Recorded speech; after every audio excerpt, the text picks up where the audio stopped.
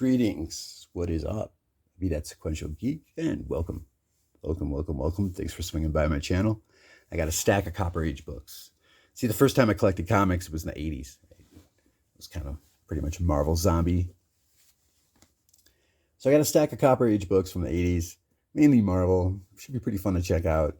I'm going to bookend this haul with just some random finds, stuff in shops and online, from books from the 90s, early 2000s, a few from the teens. So let's start off. Let's get on with the haul, y'all. Thanks for swinging by. Dark Avengers #1. This is out of 2009. The NYCC variant. This is a pretty expensive book. It's a $133 purchase. This was going straight up on sale for like $250 to $170. I got this on auction. To each his own, right? I know. Comments hazing me for my spending habits in the comments below. I really like the Dark Avengers series. This ran for 15 issues. Except for issues 7 and 8, all of them were written by Brian Michael Bendis with the interior art by Mike Deodato. But Rick Remender and Luke Ross took over issues 7 and 8 for like a Utopia X tie-in. Some bullshit.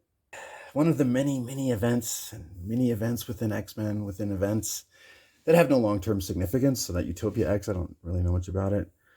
I know that this run on Dark Avengers, this first volume for 15 issues that it lasted by Brian Michael Bendis, was kick-ass. I like Bendis on Dark Avengers and on his run, first couple years with Daredevil, with Alex Maleev, and then also his run on Alias with Michael Giddos. Those were the three stories, the three Marvel titles I would say to check out Bendis on. I would say avoid, for the most part, his stuff on New Avengers. It's all about being decompressed and selling comics so that they can be compiled as a trade paperback. They weren't really selling comics to be bought as individual issues back then. Just pretty lame. The concept here of villains kind of masquerading as Avengers I thought was really cool. You got Bullseye as Hawkeye on the far right, Daken, Wolverine's son, Ares right there, and then we got the first appearance of Norman Osborn as Iron Patriot. Dark Avengers, first appearance of Dark Avengers for that matter. Really cool run, great concept. I thought overall it was well executed. And I don't really say good things about Marvel all that often. So, Dark Avengers issue #1, a little spendy book to start off the haul with. So I said before that I like Vampire comics, James LeBar comics, like older Marvel from like, before 1990, and then this little period from the second time I collected, like 2000, 2004, give or take a year. This little, I call it an unofficial name, New Marvel. But I also like to collect Boba Fett from Dark Horse if it's a newsstand, and especially newsstand issues just in general, especially if they're from that 2000, 2005 era. Super low print run. And a lot of that stuff that was used in that early 2000s era was like R&D for storytelling and the live action. A lot of that led to the live action developments and what we got today. So moving right along, Star Wars Boba Fett, Murder Most Foul. This came out in 1996. John Wagner and Cam Kennedy, they did 3 issues here. These all look like one-shots. You know that it's 3 issues because you got the issue number right there, but that's it. Cam Kennedy did the art on the first issue, which was called Star Wars Boba Fett Bounty on Barkuda. He had to take a hit on this guy named Barkuda. And then, the consequences of the fallout of that occur in the next 2 issues here. It was only 3 issues. Mathieu, or some French or Canadian name, looks like Mathieu or Mathieu Laufray, did the art, the paintings on issues 2 and 3. Just a cool Dark Horse Boba Fett book, and if it's a newsstand, it's got Boba Fett on the cover, and it's definitely, if it's at least VF, I'm going to be interested in buying it. This should be my second copy. It's hard to get newsstand copies in VF in these early Dark Horse Boba Fett books, FYI.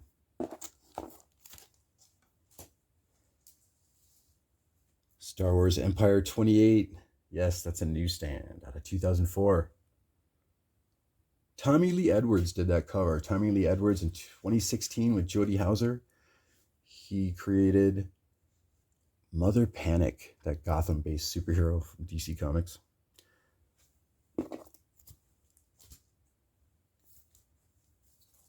So this is my second set of this 4-issue run, even though these aren't in newsstand. I just think this is a really cool run. I like Boba Fett from Dark Horse, but these Darth Maul books are really fucking cool looking, and the stories are not bad. So we're talking an early Darksaber appearance. So if you're a Darksaber collector, if you're a Darth Maul collector, probably going to want to be interested in this book. 4-issue run here. Star Wars Darth Maul, son of Dathomir. These are all Chris Scalf covers out of 2014. Jeremy Barlow's story with Juan Figuetti pencils. Mauro Vargas inks. Just in case you're wondering, this 4-issue series is an adaptation of an unaired episode of Clone Wars. That first issue, by the way, is the first appearance of Mother Talzin. And the Darksaber first appeared in the Clone Wars episode Mandalore Plot from January 2010. I think that is the very first appearance of the Darksaber. That's in an animated context. As far as first time Darksaber appeared in print in comics, the cover date is March 2013 out of Dark Horse Comics, titled Star Wars, The Clone Wars, Defenders of the Lost Temple. And that's a one-shot. So these are my second copies, and I guess you could say this is my third copy of issue 2. I don't know, I just dig this cover. I can't say I'm a big fan of Dooku, but I don't know, just like it. I think it's cool. There's issues 3 and 4. 4 I managed to find on a newsstand. I got all these for $20 a piece. I don't know, 19, 22, something like that. So average of like $20 a piece.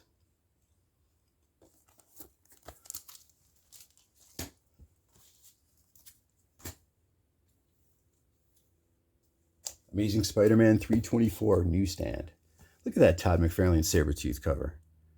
I mean, he might not, these days, Sabretooth wouldn't even be in the comic, but this is from November 1989, David Michelini's story, with Eric Larson doing the interior pencils. David Michelini and like Roger Stern from the 80s, totally overlooked guys. There needs to be more of a spotlight on these creators. Everybody loves the 90s, that's fine. But there's a lot of goodness coming out of the 80s that is being overlooked with a lot of variant cover hype. That's what I'm saying. We need to start, I don't know. How are we going to do this?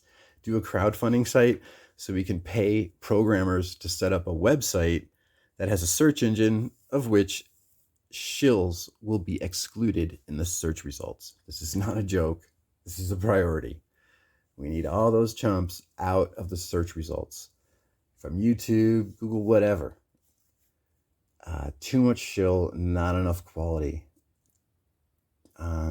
Just types of comics to collect, creators to pay attention to, storylines that have significance. How do I say this?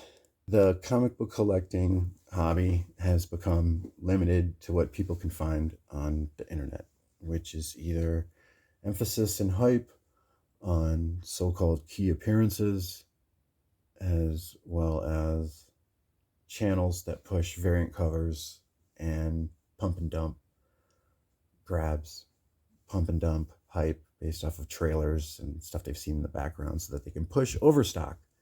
So you get all these sellers on YouTube that have known each other from conventions and Google groups and shit like that, and regional conventions. They've met each other. They all know each other from certain cities that they all go to. So they collaborate on YouTube. YouTube has become less a place to find videos and more of just a gateway for the home shopping network. The KMN 1971. He just said that this is his last comic book haul video. He said he might be making other videos on other aspects of collecting, which totally feel you, man. Seems like a great idea. All right, Amazing Spider-Man 324, 1989. X-Men 5, yeah, it's a direct edition. Omega Red cover by Jim Lee. Chris Claremont only wrote the first issue. Jim Lee took over doing the writing. But this particular cover, just the shading, the lighting, I'd have to say this is my favorite Jim Lee cover. I don't follow Jim Lee all that much. I was turned off by a lot of the stuff that came out of Image from the 90s. So all those artists associated with them, I got turned off on, for better, for worse. So check this out. Look at that. See, in Marvel Universe in the 80s, they initially said that Wolverine's claws were bionic implants, which I favor that combination of technology and superpowers, whether it's Spider-Man or Wolverine, whatever. So, great cover for $6. And these Vision Comics and Oddities for the whole month of September is because it's their 6-year anniversary. Everything under $20 is 50% off. Trade paperbacks are buy two, get one free. So you see this white price tag. It's going to be from Vision Comics and Oddities. So I got that for $3. Great deal. Marvel Comics Presents from 1991. There's this other comic book shop that I don't really go to all that much. It's by 5280 Comics, and the owner of that place, dude, most of these people here in Denver, man, this fucking passive-aggressive, rude, mean chip on their shoulder. It's like everybody wants to emulate acting like you're in the Northwest these days with this level of smug, passive-aggressive, pretentious bigotry. It's pretty off the hook out here in Denver. There's few places that know how to have just regular common decency, whether you're driving on the road. I looked it up. I know I've mentioned the road conditions here in Denver. 3rd worst for road rage. Something wrong here. So the shop is by 5280, a douchebag that runs that fucking place. And you'll talk to the guy and he just won't respond to you. Just won't look at you. Same thing with the person at that woman that works at the help desk and more than half the staff at Mile High Comics. Rude people. Get off being mean to people that say please, thank you, excuse me. I'm sick of it. And it should be mentioned. I'm not being negative. I'm not being the channel. I'm being the channel that's sick and tired of people putting their head in the sand and not pointing out how if people want to have customers come back to the brick and mortar shops, without the pandemic's supposed to be ending, then learn to start treating people with common decency. Nothing more, nothing less. But we're supposed to not have that because the more people shop online, there's more value from the return on investment, tracking people's logins, working the data mining and predictive analytics of your spending and living habits. You can manipulate that shit and make a lot more money than from printing comics or just selling products in general in a brick and mortar shop. Have people go online. Way more ROI on that. And I think that's really the motivation for how shit is set up. And it's affecting the comic book industry. Yeah, the shop is called Jeff's Collectible Empire. And that is on Bowles Ave. Please go to Jeff's Collectible Empire. Great people that work there, very friendly. The space is so much more smaller than 5280 Comics, and yet Jeff's Collectible Empire, it's a lot better experience, and you're going to be treated like somebody that they prefer to have return to their shop. And nobody there asks me if they can help me. Nobody there is hovering around me. I come in, they ask if I need anything, they greet me, and then I shop. I mean, oh yeah, they provide eye contact. Shit. That Weapon X comic, Marvel Comics Presents, that's out of 1991, and this is the classic Barry Windsor Smith story, retelling the origin of how Wolverine got kidnapped and had that adamantium bonded to his skeleton. $5 for that book. Went into Hall of Justice, found this Ghost Rider 2099 for $10. It is a direct edition, but just the condition of it, I couldn't resist. I've never seen a Ghost Rider 2099 comic. First time I've seen one, so decided, even though it's direct edition, just to get it.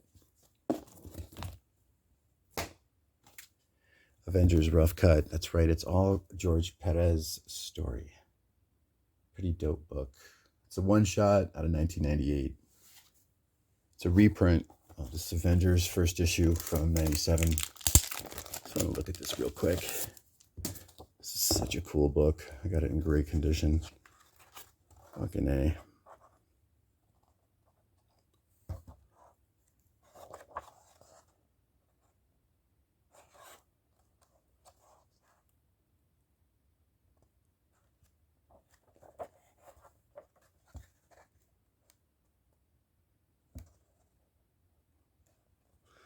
I love the Avengers in the 80s.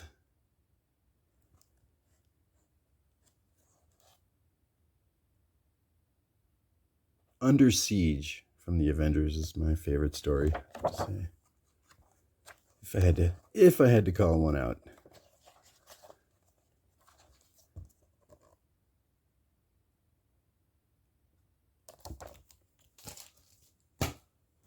Real quick, this is just a San Diego Comic-Con promo from 1993.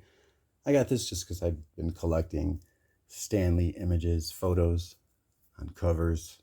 This particular one, though, kind of doesn't even look like Stan Lee. It's almost like this guy's like a lookalike. Look at this guy's nose. Looks like he's been boozing it up a little bit, huh? All right. M Live 0, San Diego Comic-Con, 1993 promo. 5th. Hero Initiative. Pamphlet on the back there. If you want to donate to a great cause, Hero Initiative involves helping comic book creators cover medical bills. It's a very general description. Please check out their website. Ultimates 4. Newsstand, that's right. New Marvel goodness. One of my favorite stories out of that New Marvel era. NU Marvel, one word. It's an unofficial name. I've called that era, and other people have as well in blogs and such. But I now got 3 copies of issues 1 through 4 now. Ultimates Volume 1 and Newsstand. This is out of 2002. Bruce Banner injects himself with both the Super Soldier and the Hulk serums. And then in issues 5 is just the ultimate. It's really hard to find issues 5 and 6 in Newsstand. I've never seen issue 5 and 6 in Newsstand the past 6 years. This 3rd time of me returning to collecting comics. Millar, Brian Hitch. I love this team. The way they modernized the Avengers in the Ultimates comic is so kick-ass. Issue 2, by the way, is the first time they used Samuel Jackson's likeness as Nick Fury. It was unauthorized.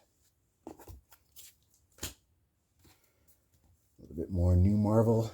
Here's some more Newsstands. So I now just need one more comic, issue 139 in Newsstand, and I'll have triples now of New X-Men 114 to 140. I already got triples of that Mark Silvestri run. Was it 151 to 154? That was by Grant Morrison. Couple of Newsstand copies from this New Marvel era of New X-Men. We got New X-Men 137 and 138. Fortunately, both the covers and the interiors of these books are by Frank Quitely doing the art. Joe Quesada was known for doing these like bait and switch. So have this great combination of writer-artists to get people like me back into spinning comics again, and then he'll just switch up the artist. He did not do that with Daredevil, with the books that Brian Michael Bendis was working on. But he did do that a few times here with this New X-Men run. So I just wanted to point that out. And I'm psyched that I got these 2 books here. I really loved this New X-Men run. This take on the X-Men I thought was cool. I liked their leather uniforms that they had for a minute. Just a good temporary look for them to have. And it's the storylines modernizing. Once again, modernizing. Thinking outside the box, not being restricted to brand identity or any type of agenda. A lot of just great characterization story that were based on just great dialogue. Not so much event-driven BS. So if you're looking for some earlier stuff to read, I recommend Grant Morrison's New X-Men. And if you can get them as a collectible, a Newsstand, more power to you. Cameo, first cameo of Wraith. This is Annihilation Conquest Prologue. It's a one-shot by Dan Abnett out of 2007. First appearance of Phyla Vel as the new Quasar. And that painting is by Alexei Briclot. 50% off, $2.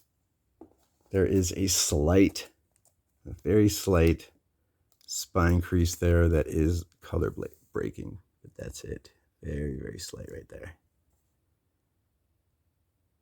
All right. First appearance of Angela within the Marvel 616, within the regular Marvel continuity of comics, as she had first appeared in Spawn from Image Comics, issue number 9, written by Neil Gaiman, art by Todd McFarlane. This Age of Ultron book, it's still sealed, and it's out of 2013. And I just got that as a fan of Angela, and figured I've already got her first appearance, and I've got some newsstands of her doing in the Curse of Spawn books, and the newsstand copies I got of her limited series. So I just figured, all right, this is her first appearance in the Marvel 616. I got that for $3. You know, I could tag that along with some of my other Angela books, so later down the line it would be easier to sell them, right? So I mean, that's one of the things I consider when I buy books is, you know, I do like that concept of collect what you like, but I try and combine that with invest in what you know. Those don't always overlap at times, but to me, if I could, you know, have those overlap as much as possible, like, you know, if I can get something for $3 and under, this is $3. Usually this is expensive, but if you can get something cheap, and then it's not as significant as your first appearance or some of the other stuff from Image, but if you can tag this along with the sale, it could help make that sale. If you can get something for $1, $3 that you know is worth a lot more, they call it trade bait, right? So you can help push that trade. And then also too, you know, as opposed to getting variant covers, keep an eye out for that newsstand, and then be picky. Sometimes you got to be picky. Make sure you, even though you can get it in newsstand, maybe buy that crummy newsstand copy, but eventually see if you can upgrade it. If you've got some stuff that is newsstand, and it's going to be hard to sell those things if they're like fine minus, good even, you know, upgrade those copies of newsstands, get those up to VF, because people are going to be picky. Already today's day and age, people are picky about every little thing. So also, if the market's going to change and people are going to go more towards video games or something else from another country even, then there might be less emphasis, less interest on Marvel Comics. So people are going to be more picky about what they buy from Marvel. Or maybe I'm wrong. My other theory is that once the fad ends, the whole demographic, the whole collector base, the reader base will be so much more larger and broader, because first of all, you can say that you collect comics at work. You can say it to a neighbor. Nobody's going to think you're weird or odd like they did in like the first half of the 90s or throughout the 80s and 70s.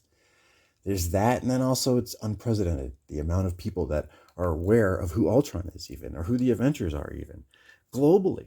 Nobody knew who the hell these people were 15, 20 years ago. I think a combination of that, and then when the dust settles, and then you get the politics and all the BS agenda out, and they lower the number of titles, they slowly grow stuff back, there's potential for a reader base now to still keep some of these prices afloat. And that's another significance that I'd like to mention when I'm talking about these new Marvel comics.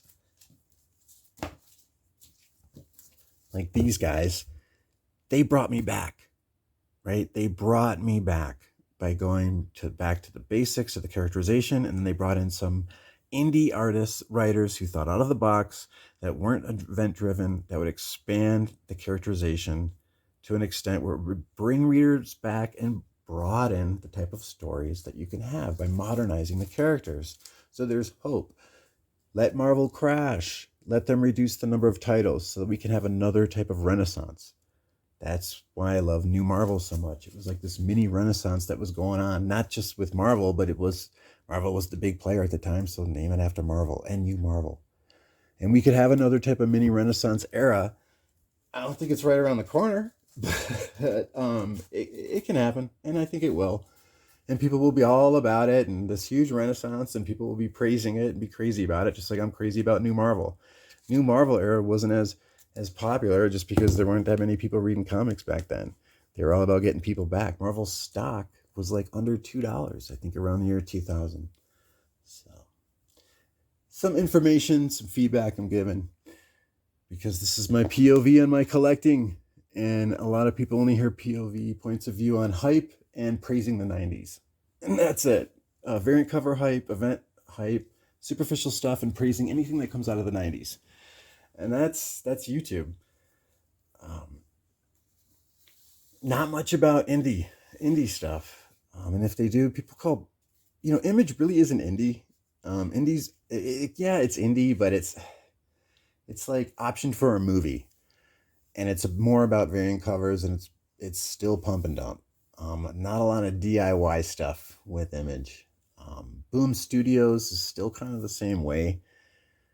They get the movie properties, and then they use that as a crutch until they can find something like Something is Killing the Children to hype, and then hype television and movie with that. Tragic. No substance. I love Buffy the Vampire Slayer and Firefly, though. I told you about how I had that ex-girlfriend. She was all about Buffy, and she had me come over on Tuesdays, and I'd be like, what the fuck? And we'd make dinner, and she'd want to watch Buffy, and I'd be like, what? But I got into it. It was the story, I think I mentioned it before, like where her sister got kidnapped. She was on top of some tower, and Spike's like battle axe in each hand or some shit, raging into a crowd. Fucking awesome. That episode was so cool. Yeah, it was cool. I really liked Firefly better. I wasn't into Firefly when I first heard about it, but I mentioned this before in my previous haul. I think Fox shut down Firefly. This is conjecture, but just because Firefly represented these people that were rebelling against a corporate regime. And yeah, that I would say that's anti-Fox at this point, anti-Disney. The actor Nathan Fillion, I think that's the guy that played the leader in Firefly of his ship. He tried to buy the rights to Firefly, doing some crowdfunding stuff that didn't work out, unfortunately. So here we got Free Comic Book Day. There's one more Free Comic Book Day I would like to get. It's the Usagi Yojimbo one. And then that's it. Free Comic Book Day to me is just like grabbing these little like iconic books to me that I think are timeless, that are classic images and such. So those are mainly the type of Free Comic Book Day books that I will keep long term. Buffy, The Vampire Slayer, Firefly, this Joss Whedon combo for Free Comic Book Day. I saw this once in a comic book shop and passed on it. And then when I saw this, just for $1, 50 cents now, since it's the Vision Comics and Oddities 50% off sale this month. It's like a 50 cent buy. Hell yeah. Let's get into some Copper Age. The Punisher #2. Wow, when this book came out, I was so blown away by the Punisher comic. I mean, he was pretty low-key in the 80s up until this book. He had a few appearances, yes. I think he first appeared in 1974 in Amazing Spider-Man 129, and then he was always this obscure character until the Stephen Grant story with Mike Zeck cover and art. Originally, this was a 4-issue limited series, but up top here it says 5-issue. It was kind of like with the Transformers 2, that limited series that was supposed to be 4, and then that turned into a 5th. You stand $20 for that one, though. VF copy. Now, this next 6 or 7 X-Men books, I would always find in the dollar bin. And I would pass them up, be like, what's the big deal with these? Who cares? But then, you see that pattern of books that become $1, then the $2 to $5 bin. And once they break $5, they get up to like $12 or so. You got to ask yourself, is this worth buying? Am I going to end up buying this when it turns 20? Some of this stuff, it'll rise up to 20 and then go back down to like 15, 10. Or it'll stay. There are new bottoms, I think, that are being reached, but it's just my opinion. In any case, check out the price of these, and you let me know if you think I got ripped off. But these books are books that you will see in a lot of the back issue dollar bins or discount bins. And I just decided to finally get them. I got this for $6.50. Uncanny XMen 149. This is out of September 1981 cover date. These are all going to be Chris Claremont stories. That's a David Cockrum cover and interior art. They go and find some old base of Magneto. Early appearance of Wolverine. As you can tell, he's not front and center. He's just hanging out in the side. His claws aren't even out. He's holding a flashlight. I don't think they let that happen today. Too much significance on Wolverine. Everything's a crutch. Uncanny X-Men 149 out of 1981. And we got Uncanny X-Men 152. I paid $7 for that one. It's a Bob McLeod cover. Bob McLeod, he did the artwork on New Mutants until Sienkiewicz took over. And we got Storm and Emma Frost had a mind swap in this issue. Illyana, Magic, Belasco, Uncanny X-Men 160. Check it out. I got that for $4.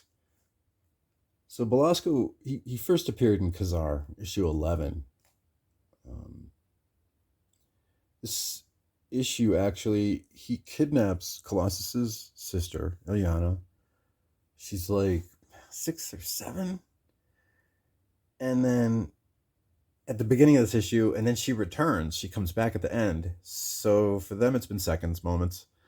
But for her, she's been in this alternate dimension that Belasco runs called Limbo for like 6 or 7 years. And then in this dark dimension, it's like a parallel dimension where there's this version of Storm that had helped Illyana learn magic. There's this evil version of Nightcrawler that this version, the 616 version of Nightcrawler, took out and he masqueraded as to help Illyana. She comes back at the end of the story as Illyana, and you find out what happens to her in the 4-issue Magic limited series, where she becomes the Dark Child. X-Men 162 direct. We got ourselves a Brood cover, David Cockrum cover with Bob Wiseck inks. Carol Danvers makes an appearance in this comic. She is working with the X-Men out in space, and they get kidnapped by the Brood. They find out that they're in space in this issue. They like wake up. Wolverine discovers he's got one of those embryos inside of him. Suffers through having his healing factor overcome it. But Carol Danvers, because she's not a mutant, the Brood end up experimenting on her. She becomes binary as a result of those experiments. Now these two are gaining price. Barry Windsor Smith. These are each a year apart, as you can see. Came out monthly. So we're talking 186 and 198. This is the story involving how Storm was dealing with the loss of her powers in issue 185. In the previous issue, she lost her powers. Henry Gritch used this weapon that was created by Forge, this mutant that took away mutants' powers. 1984. In October 1984, Storm lost her powers. And she had to come to terms with the fact that this guy, Forge, she's falling in love with, was the one that created the weapon. A year later, we get the second part of that, where Storm returns to her native grounds in Africa to kind of rediscover herself, get in touch with her roots. And the third part of the story took place in a book that was published by Fantagraphics. Barry Windsor Smith did the writing and the art in that third part, but it was a character of a different name, and it was printed by Fantagraphics in the late 90s, I think around 97, 98. And yeah, that's the third part of it, and it's, you know, just his own independent published work. He had to use a different name, but essentially it's the third part of this story that concludes in Africa, of just Oro getting in touch with herself, overcoming the loss of this huge piece of herself. The cool thing about Storm is, I mean, she has all these moments of identity crisis. First when she lost her parents, and she becomes a mutant, when she becomes homeless on the streets, when she becomes, all this post-traumatic stress syndrome has her just abandon who she is. She becomes a goddess in Kenya. Then she becomes an X-Men discovered by Professor Xavier. She loses her powers. She has to reinvent herself again, getting in touch with her roots back in Africa, honing her street skills that she gained as a pickpocket, and just surviving, fighting for her life on the streets. So she's got hella combat skills, and just you see that, I think, too, in that one issue with the first appearance of Nathan Summers as a baby, when she takes on Scott Summers in the Danger Room to see who will become the leader of the X-Men. It's a great story because she takes out Scott Summers, powerless. So I got both of these half off. I don't know, this is like my third or fourth copy of this series. If I can get them in VF condition, VF plus, like these, I'll probably get them. I mean, at this point, I'm getting really picky about the condition. I say VF plus, but I really am confident that these are near mint, white pages, no spine ticks, and it's a classic Barry Windsor Smith story on a character that I think will one day be as popular as Wolverine. She'll definitely be up there. There's so much potential with Storm. It's not even funny. With just the different types of incarnations of Storm that you can have. And then just the whole psychological background of how all those came to be. It's gold. It's money. Thank you, Barry Windsor Smith. I mean, check it out. He does an origin story. You think about it, right? He's worked on an origin story of Storm. And then we got his origin story of Wolverine. So that was interesting. Barry Windsor Smith getting into the mutant origins. FYI. Reprint of December 1988's X-Men 243. That is the last part of the X-Men Inferno storyline. This is a reprint that came with the Mr. Sinister Marvel Legends figure. I always find these to be collectible reprints just because, you know, if you got this black border and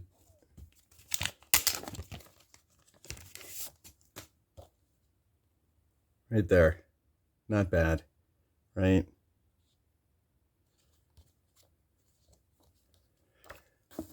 Something that's disposable, like a comic that came with a Marvel Legends figure. Disposable comic that's a not for resale issue.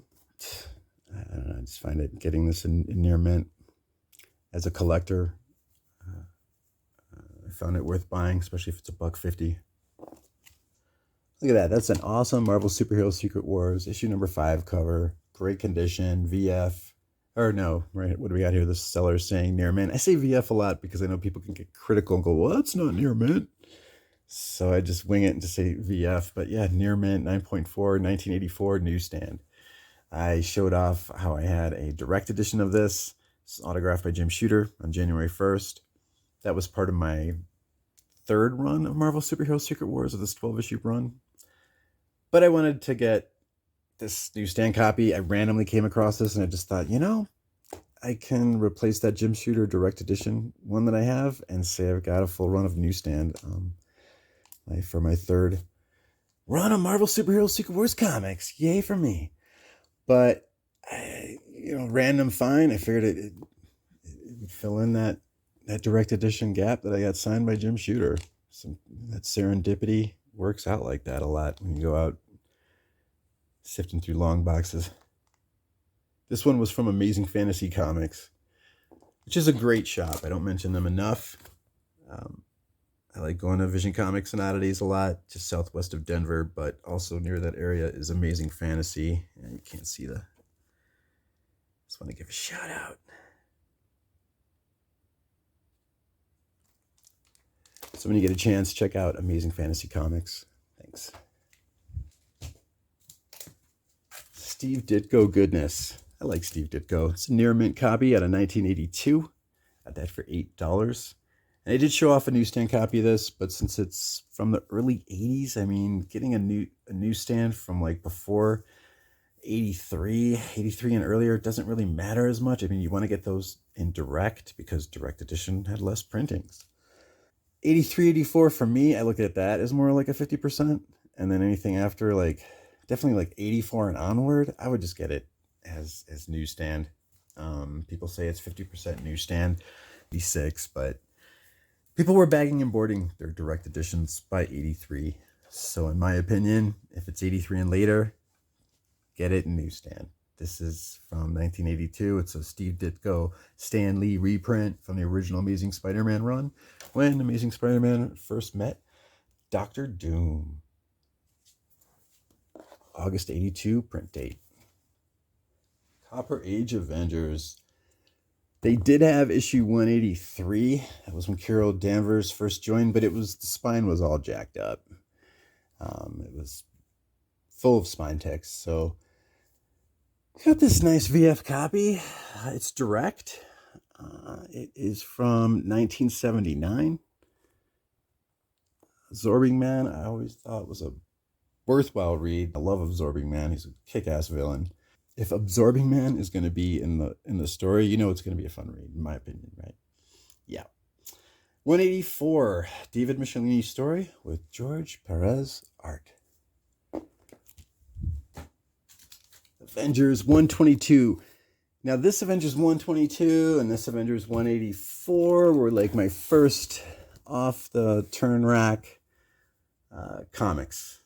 I started reading around 1970, I don't know, late 70s, but just really collecting around 79, 80. And, I remember buying this one off the newsstand, finding this, off the rack, finding this, even though it's a newsstand, it's 1982.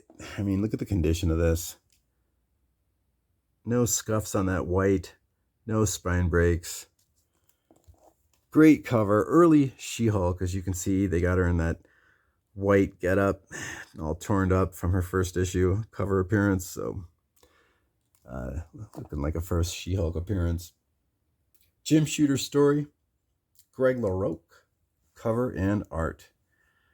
Pretty solid artwork. There's a lot of people from the 80s, and just cool stories that people just pass over. So what's that mean? That means buy low, sell high. And I do like to sell high. Just recently we had Batman Day. This was a freebie. I think this was just like last week. So it's the Batman Hush reprint. Jeff Loeb writing. Jim Lee art. Little Batman Day logo there. This I thought was really interesting. This came out in 2000. Knights of Wundagore, One Great Adventure.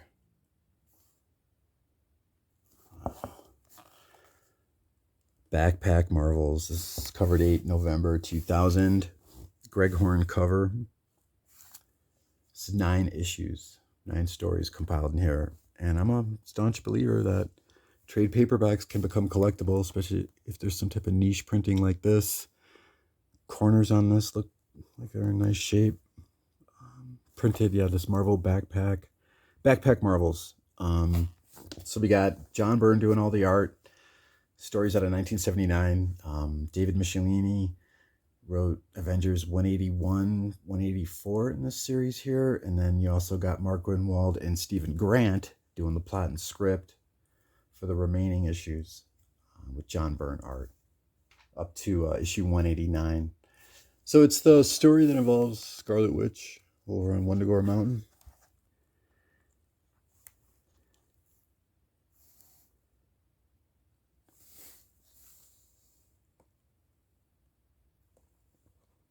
I feel like I'm going to get arrested by Homeland Security for showing quality art. Like, we have all this advancements in technology the past 25 years, the internet, while everything gets worse and worse and worse. How can that make sense? So here we have people pre-internet doing better artwork, better performance than today. Am I allowed to even say that now? Like, YouTube's probably going to ban this video.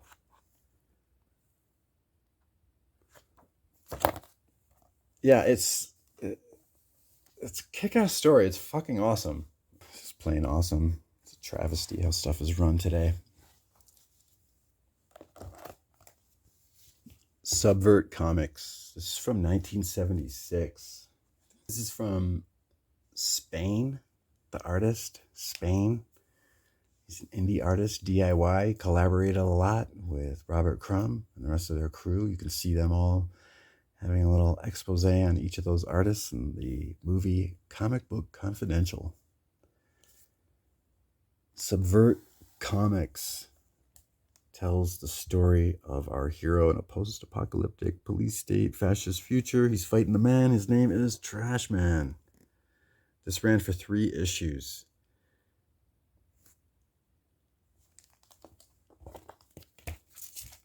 I love Spain. So Ripoff Press printed the first 2. Number 1 had 3 printings. 1970. Issue 2 came out in 1972, and issue 3 came out in 1976. 3 issues altogether.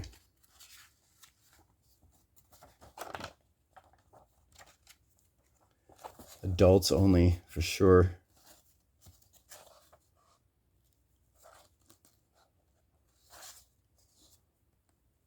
Does this look like somebody drew this comic with their tablet?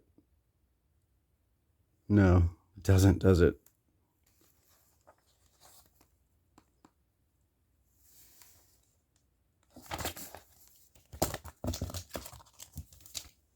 I showed the first 2 issues of this in my earlier haul just recently. So first printing of Hup, issue number 2, $2.50 cover price. From Robert Crumb, 1987.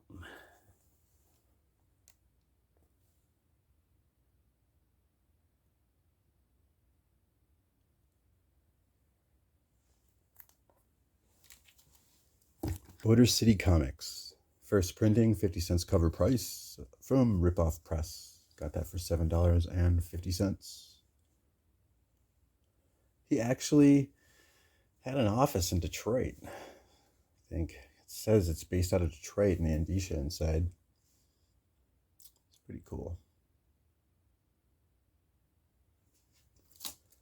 Robert Crumb Comics.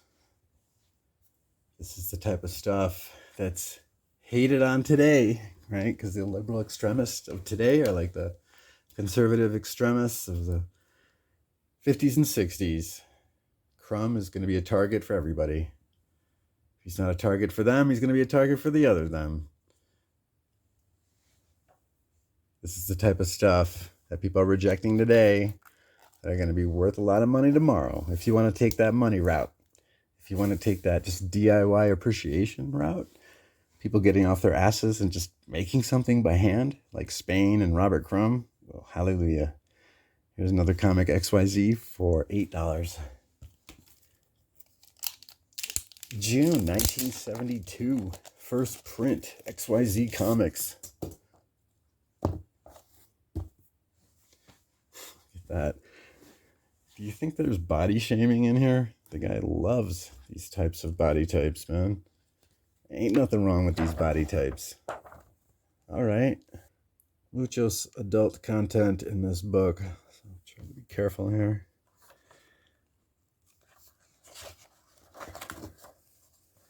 This is all Robert Crumb goodness.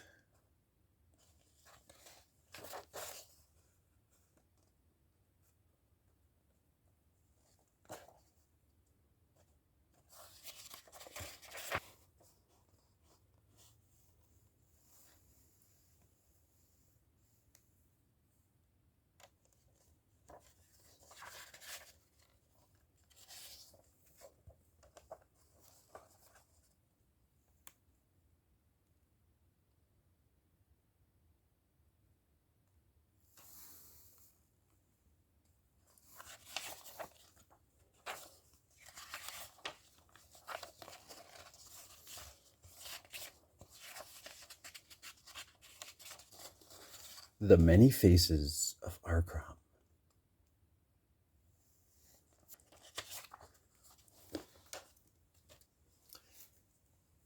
Zap Comics. Robert Crumb started this comic book with issue 1. Then he came out with issue 0. Right? Had to do that issue 0. This is issue number 5. I got this for $5. First printing.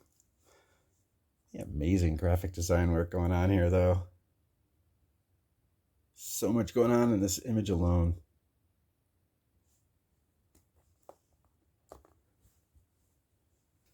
I think that's Robert Williams doing that cover. I'm not sure. So much detail in a lot of these. You would have to have an attention span to be able to pay attention to be upset. So I don't think that many people can be upset at this particular comic book. It's a lot of adult content. Trying to show some pages that won't get this channel banned.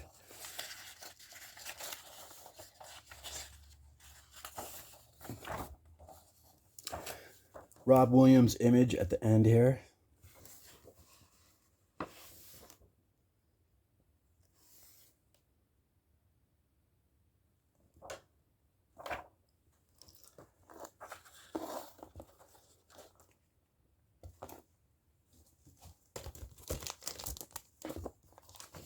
Renegade Press, Steve Ditko. That's right. Renegade Press presents Ditko's World, Static. This ran for 3 issues, May, June, July, 1986.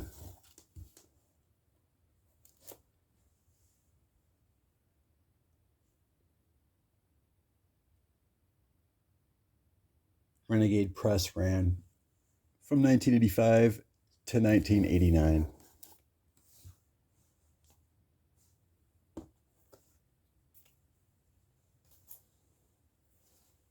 $5 a piece.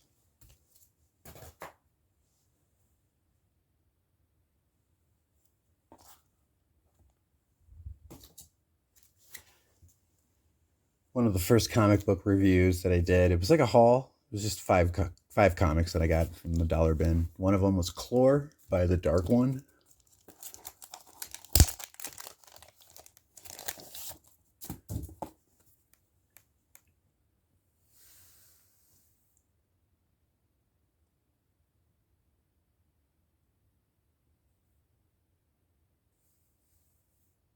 Brutal Planet. This is the 3rd issue out of 2002. From NACO Press. Yeah, the Dark One. One of the guys over at Vision Comics Oddities, he said he met the Dark One. And I was like, how come this guy doesn't do a lot of comics? His work is amazing. Look at that. And he says, yeah, the guy just doesn't feel like it. He's got other things to do. What a life. What a life. Brutal Planet, Plaguelands, issue 3. Copyright 2002, Matt Kimball.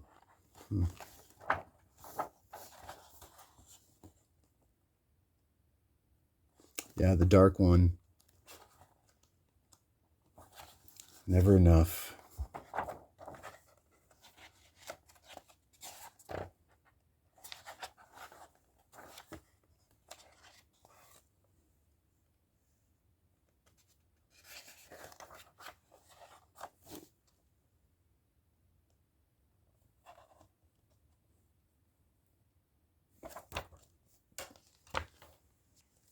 Let's get through the rest of these real quick. Spawn number 26, newsstand. That's right. You see it after definitely 1990 and later. Get a newsstand. Shit. Be aware of that condition. Nothing like seeing Spawn just chilling on the water, checking out the butterflies. Appearance of Gabrielle that ties this issue into the Angela miniseries. Todd McFarlane, cover, story, and interior art. Spawn the Dark Ages, issue number 7. And issue number 9. Liam Sharp covers. Liam Sharp did the B cover for those recent Swamp Thing comics that came out this past summer. So Liam Sharp, he did these painted covers as well as the interiors. Spawn the Dark Ages. Monthly series that lasted 28 issues. And if I recall correctly, from issue 15 until the end, you had Steve Niles doing the writing with Ashley Wood covers. Pretty dope. Yeah, I just got these because they were a newsstand. Yeah, if I want to read Spawn, I'll grab like a trade paperback. I'm not that big into Spawn unless it's, like I said, some type of high quality newsstand. Wow, look at these covers though. Liam Sharp is just killing it. Spawn, The Dark Ages. 1999. You know, this goes back to when I returned to comics my third time in 2016, 2017, when I started up again, which is really coming to an end, I gotta say. But Extremity, that was one of those cash grabs that Image Comics did with all their variant covers, and I was coming back into the game, and I thought, oh, I'm gonna get, this is cool. It's got gold shiny font, because they were doing these gold shiny fonts for like 10 years or so, and I think people started catching on what a gimmick it was, and they stopped. But around 2017 is like the last run of these gold font covers that they did. And they also had a bunch of ash cans, and I just got all the Extremity covers for issue 1. And then when I saw this ash can, going through an ash can stack of books, I just figured, I'm going to complete it. And that's the only reason I got this. I got this for $4. And this is written and drawn by Daniel Warren Johnson. Pretty dope story. Just didn't take off much as far as continuity. And I think that's what a lot of these publishers, excuse me, and I think that's what a lot of these smaller press publishers are trying to do. If they're going to be publishing all these people that are going to be owning their own copyright, they're going to be owning the rights to all their characters, that's fine, that's great. But have something ongoing. And something that, even if it's ongoing, the writer and artist don't take a couple years off in between story arcs. Just have something ongoing. And I know that's what a lot of smaller press publishers are looking for. This Extremity ran for 12 issues, though. And if you can get this used trade paperback, it'd be worth a read. I know a lot of people these days, it's hard to get stuff new. Ashcan, red foil, Batman Grendel out of 1993. So this came with the Hero Premiere magazine, the second issue. My notes here, I got Hero Illustrated magazine premiered in July 1993. The number 1 came bagged with 2 Ashcan comics, and one of them was Batman Grendel. And then later on, they had a contest for who can identify who the artist is in this. Just a simple question, but they were going to choose the first 25 people to win a comic. So they just said, they're going to pick 25 winners that are going to win the platinum edition of this particular Ashcan. So it's all metallic kind of paint. It's got the shiny metallic paint, and it's kind of hard to tell if there was actually 25 printed. If you go to Recalled Comics or other similar websites, they kind of give you a similar rundown type of story. So if you see this Batman Grendel Ashcan and there's no red, but it's all just metallic, shiny, kind of silver looking, buy it. Yeah, I think it can go for a couple $100.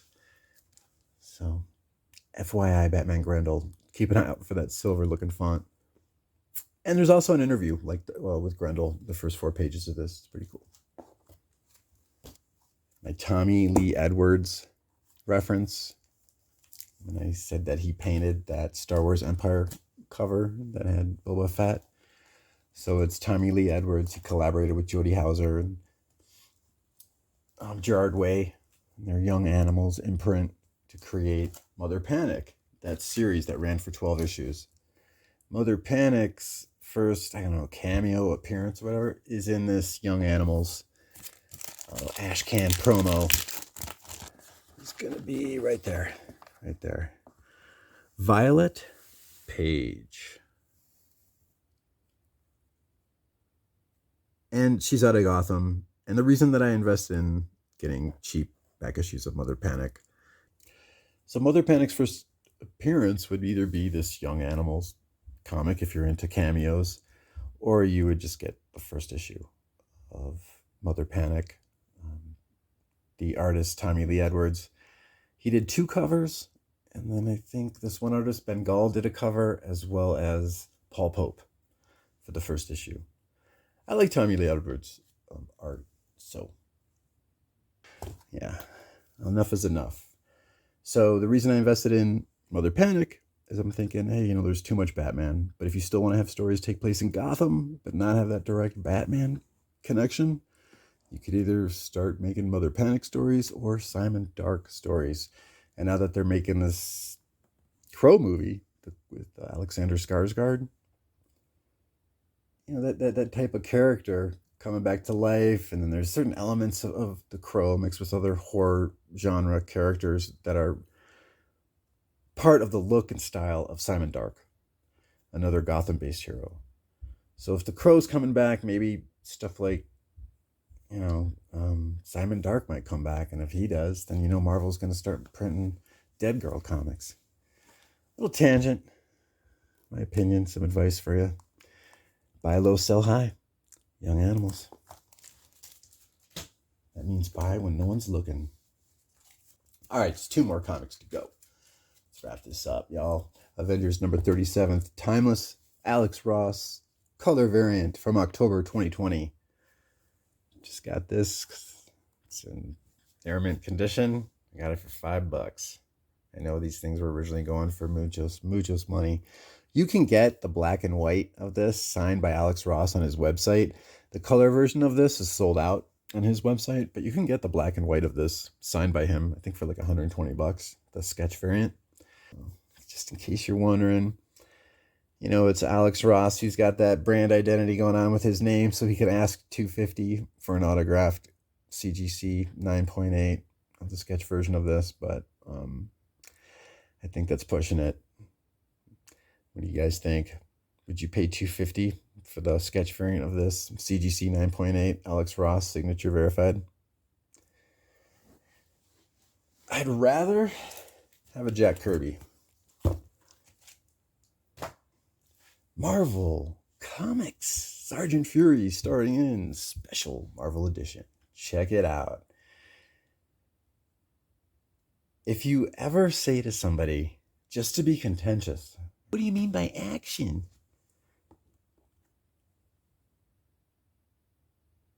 Oh my God, look, there's someone with red hair that's on the cover of a comic being shown as a capable hero.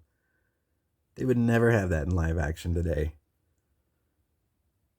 And that should be pointed out because it's been going on way too goddamn much. The reason that I was attracted to stuff like, the Avengers, Daredevil, myself having red hair and pale skin, being cut down for it every day growing up, you gravitate towards heroes in comics that you see that look like you to an extent that they're being shown in a favorable light. So as far as just the whole identity politics goes, I hear what they're saying, but the way from somebody who feels like at times that I've been shoved to the side, dismissed, and treated inferior, I hear what you're saying, but the way that they're going about identity politics is god-awful. I wouldn't want somebody talking about someone with red hair and pale skin the way people want props. Yeah. So I wouldn't say that there should be Superman with red hair and pale skin so that I can feel like I can accept Superman. That's absurd. Yeah, I just think that if you're going to make a live action version of somebody, why don't you just keep what they look like? Because there's a reason that these people read these comics and we're after and following certain heroes, because of the mainstream only prop up people in the 20th century, at least, if they're someone that could tan in the sun, have brown or black hair, and played sports. Some type of look geared towards that. That's socially acceptable. Everything else, good luck. I dig the concept of representation. I do. When I see somebody that was originally red-haired, fair-skinned, their look being changed in live action over and over and over again, yeah, it's a letdown. It's a disappointment. You feel like someone's making an effort to dismiss you. So the way that these identity politics people are going about their gambit, it's not right. I would never say that Batman needs to have pale skin and red hair. Like, men with pale skin and red hair are not socially acceptable in live action. So not as like a protagonist that's capable. So I don't know, for whatever reason, I don't know, maybe they're not marketable in India and China if a man has blonde or red hair, just because the history with the British East India Company and then the Opium Wars and all that. So not a good reputation white people have in Asia, white men at least. But the way that these current identity politics are going around about things, it's fucking whack. It's completely messed up, because I do respect having somebody that looks like you, but I can still relate to Black Panther as a hero, even though I'm not from Africa. I can still relate to, Alias, the comic book Alias, even though I'm not a woman and I'm not a detective, but Jessica Jones was fucking kick-ass comic book Alias. So there's some messed up stuff going on around here, as y'all know. But I just wanted to point out, it's a comic book by Stan Lee and Jack Kirby. Once again, I'm probably going to get shut down or put in jail or sent off to Guantanamo Bay because I'm creating awareness of how people can produce something of quality.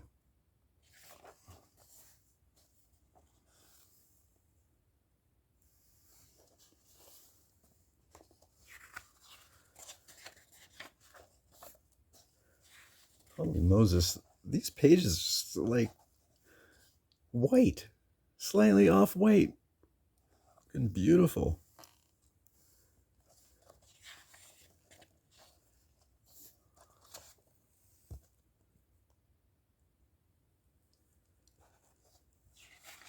As you know, Jack Kirby served in the military.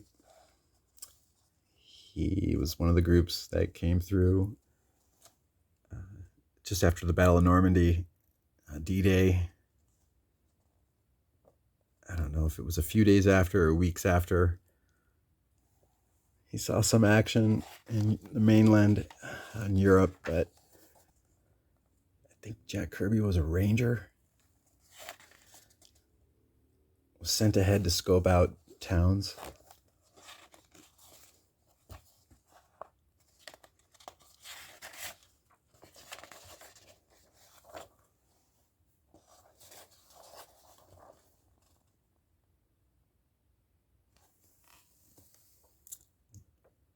This about wraps it up. Thanks for checking out my haul. I'll be that Sequential Geek. Appreciate you swinging by. Wahoo!